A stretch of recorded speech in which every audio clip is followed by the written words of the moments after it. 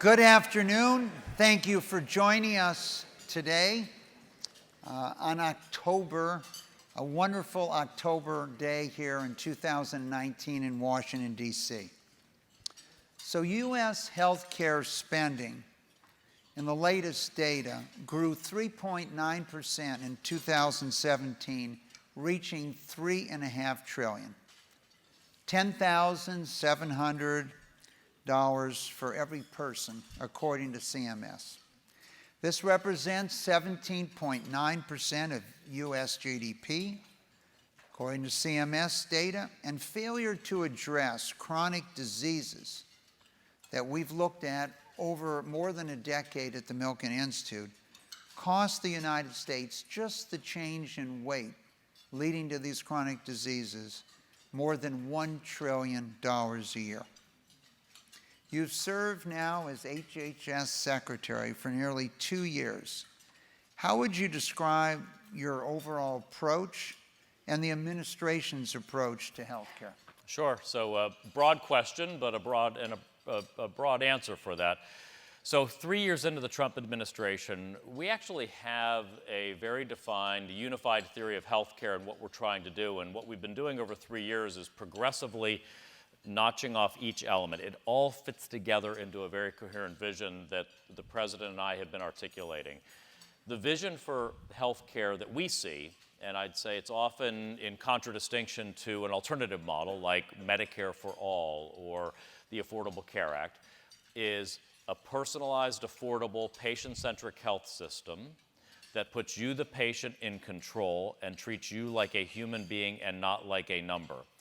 Those words actually have meaning and carry a lot of weight. They tell you what is in strategy and what is out of strategy. And there are three promises connected to that vision.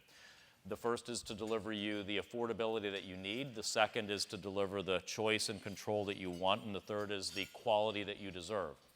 But the way we're actioning that are three key strategic legs of that vision. We've done this really, Michael, very much like a business strategy. The first is fixing financing, protecting what works and protect what works, fix what's broken. The second is paying for value in our healthcare system, higher quality, lower cost. The third are impactable health areas, such as kidney care, opioids, primary care, maternal mortality, rural health care, social determinants of health. So we wish we had 3 or 4 hours, but we have limited time today, so let's pick 3 of them. Let's start with opioids. According to HHS, more than 10 million Americans misuse these prescriptions today, and more than 47,000 people died from overdoses. That's the bad news. But you've said opioid deaths have finally started to decline. What is the state of the opioid crisis today? And at our Future of Health Summit here, we've had a number of panels in this area. Are we finally getting traction on solving this problem? What can we expect going forward? I know a recent National Institute on Drug Abuse study showed that the healing capability here in healing communities, and I think it's been tried in 4 now, has been able to reduce opioid deaths by 40%. Tell us more about this. Sure. So first, thanks to the Milken Institute and you for your leadership on the opioid crisis and having that as an area that you really have carved out. The good news is we are winning across every single metric that we track on the opioid crisis. Drug overdose deaths are down 5%, the biggest decrease in over 20 years. Legal opioid prescribing is down 31% since the president took office. Medication-assisted treatment, 38% more availability and use. We now have 1.27 million Americans who are getting the gold standard of opioid abuse treatment and recovery services. Overdose reversing drugs, naloxone, 378% increase in prescribing and distribution of that product. So we're making great progress. But one of the things that you mentioned, the Healing Communities Initiative out of NIH, I wish it had already proven the case.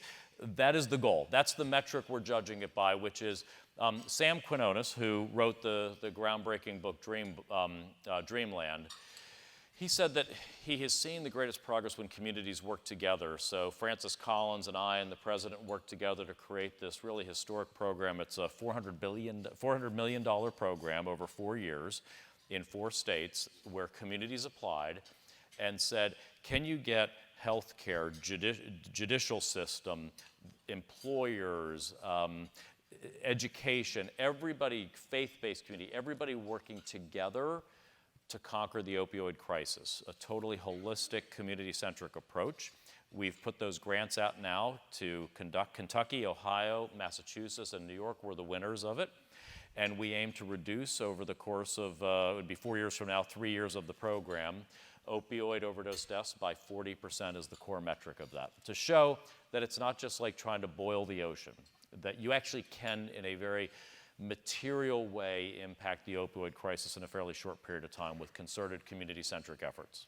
And I know you spoke earlier of a business-type approach, identifying the problem, solving ways at that problem.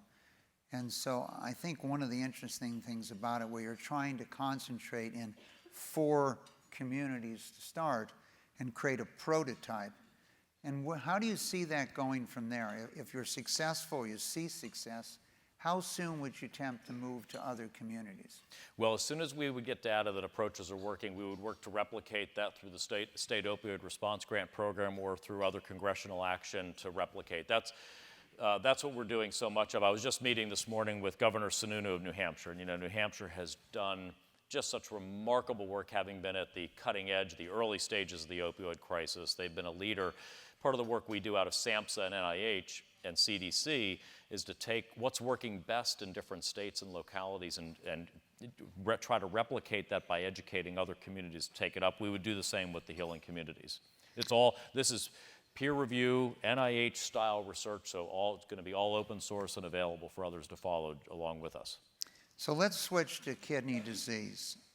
This summer, I know the president issued an executive order to address one of the issues on end-stage renal disease, giving a better opportunity to kidney transplants and other things as a solution. I think most people are really not fully aware of how large this problem is, and I think you have really brought it to the fore and focusing on it as one of these 3 areas we're going to talk about it today. And quite possibly you'll be able to substantially reduce deaths and ultimately someday costs. Tell us more about what you attempt to achieve here. So, you know, other than the work that we're doing right now on e-cigarettes, the work on end-stage renal disease has caused more people just on the street, friends, family, whatever, to come up to me. Kidney disease touches everybody. It accounts for $1 out of $5 spent in the Medicare program direct from chronic kidney disease as well as the comorbidities associated with it. But we really haven't touched kidney care since President Nixon incorporated end-stage renal disease as a covered Medicare benefit back in the early 70s. Nothing really has changed. And, you know, just like we're talking about with value-based care, you get what you pay for. And if you pay for people to go to centers to get traditional dialysis, center-based dialysis, that is what you will get. In America, over 80% of our patients are on center-based dialysis.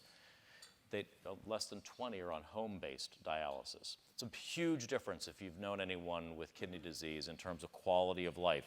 You go into a kidney care center and you get your blood basically taken out and cleaned and purified over the course of several hours, and you're drained, you're immobile, you have to recover. By the time you've recovered after a day or two, you're back in the center again to be dialyzed again. Where you could have instead nighttime home-based dialysis where it's happening every night and you don't get disabled from work necessarily.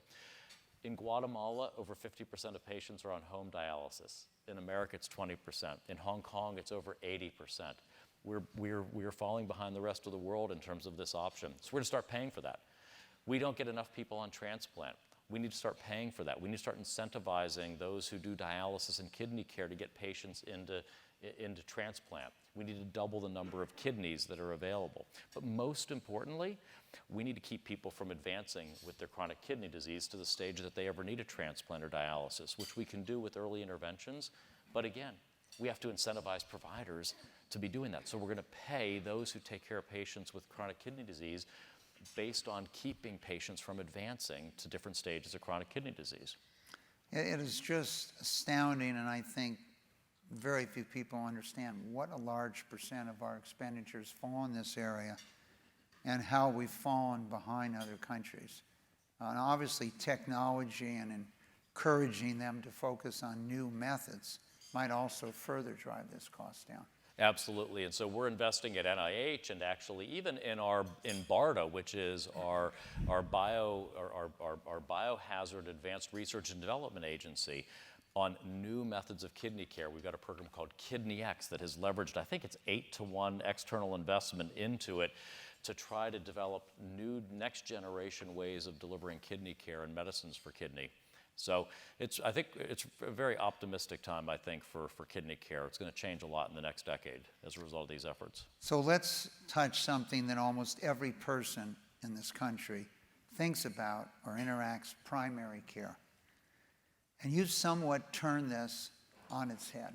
How are we going to take care of people? How are we going to pay for taking care of people?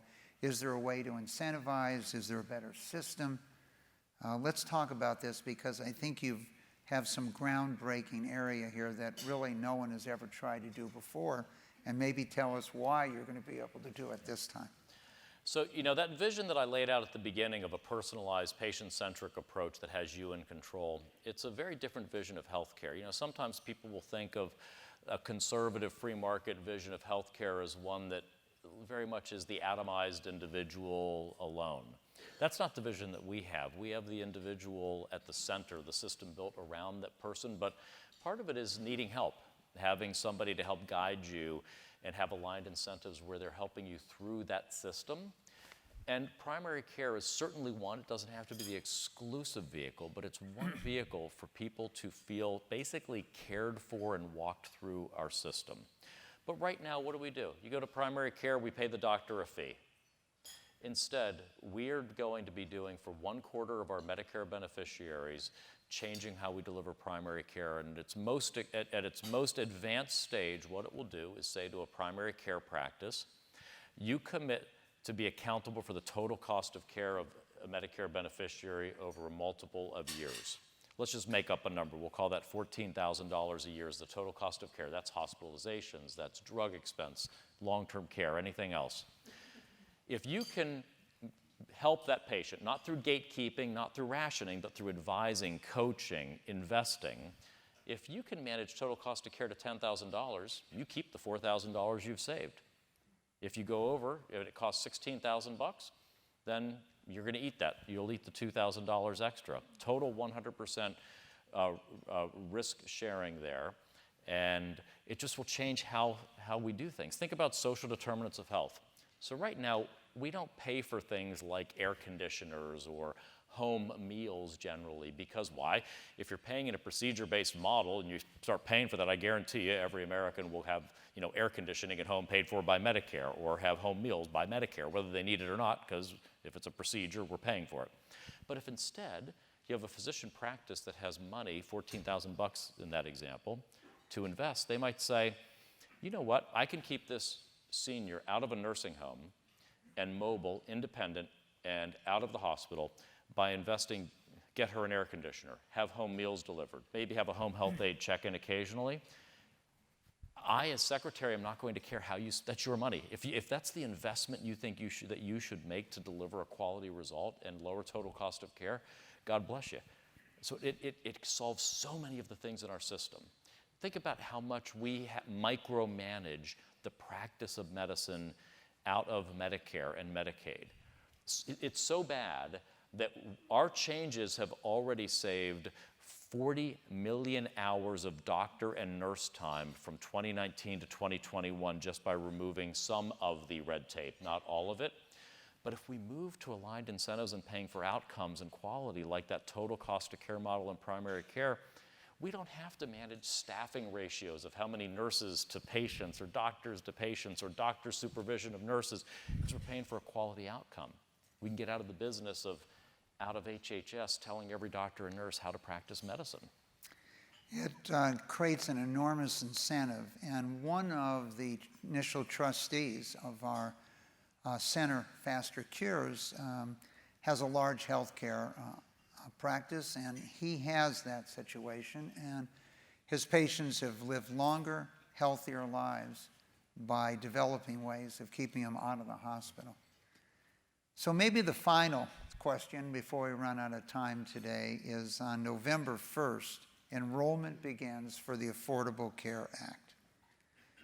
A lot of controversy, a lot of discussion. Everyone has their own opinion. What can we expect for Americans in 2020? Sure.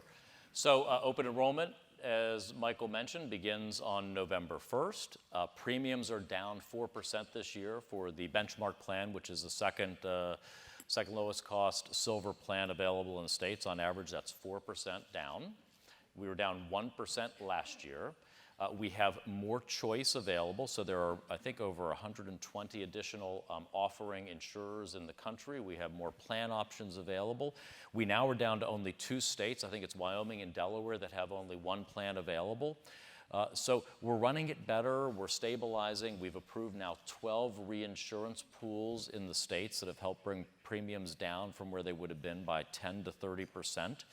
So we're making progress, but I just want to say that's our commitment is while we have this program, we're going to run it as best we can for the American people, try to have as much choice, as many options, and as low a premiums as possible. But it's, at its base, I'm just going to, as you said, there are good faith disagreements on this stuff. We think it's a fundamentally broken program of poor design. You know, if you're a couple in Nebraska, a husband and wife, and you make $68,000 a year, you're going to spend over $30,000 on a silver benchmark plan, and you're going to have $11,000 in out-of-pocket costs. And I'm sorry, that's not affordable health insurance. That's not affordable health insurance. That's not affordable access to health care. So the simple fact is that for so many people, for millions of people in the individual market, we're doing it better, we're increasing choice, we're reducing cost. It's not delivering anywhere near the solution they were promised or anything that could be for them described as affordable access to health care. And that's our commitment, is to actually keep driving those kinds of changes, not just for people in the individual market, actually 331 million Americans across the entire system. Protect what works and fix what's broken. That's 180 million Americans, 180 million of you, probably everyone in this room almost, have private insurance through your employer or your union. What have we learned? People don't want that disrupted. They're actually pretty happy with what they've got. Is it perfect? No. Could we do a nice Milken Institute, salon dinner to come up with alternatives if we hadn't started down the third-party payer route in the 1930s? Oh yeah, we could have an interesting discussion. That's not where we are and not where we're going to go. People are pretty happy. They have settled expectations. So protect it, make it better, and fix what's broken. 60 million Americans have Medicare. They like what they've got.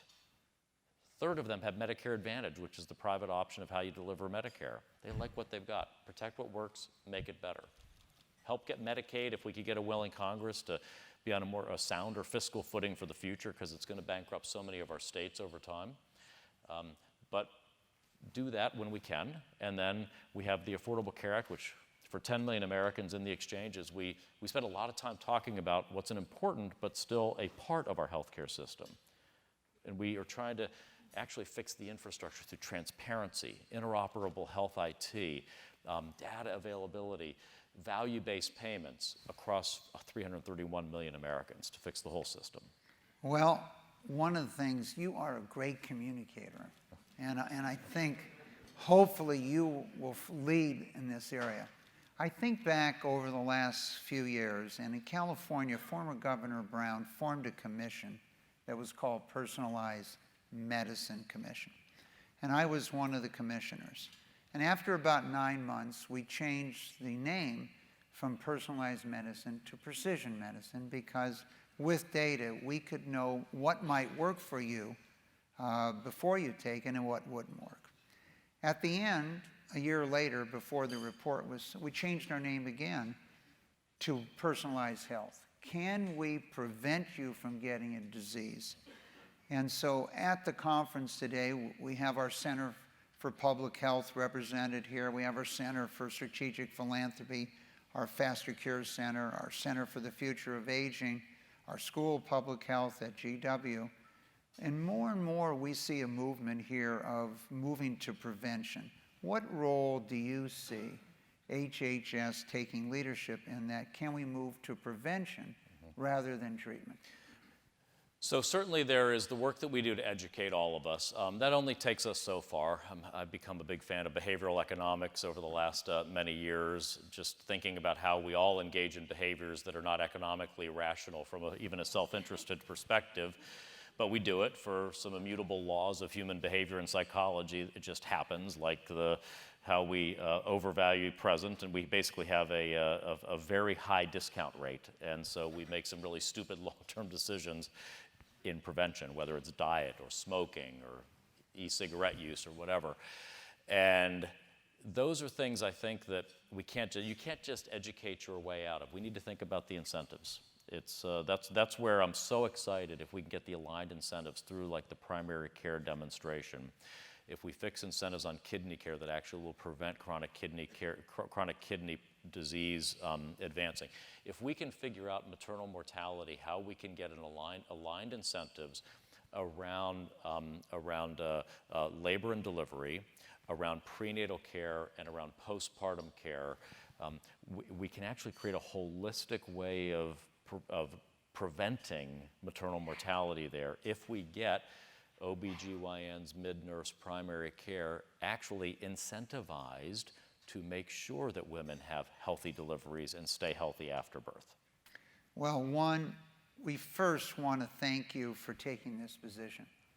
You know, I learned 50 years ago as we began our philanthropy that no good deed ever goes unpunished. And so not everyone wants to take the call to serve, and we want to thank you for that. It's my privilege. Thank you.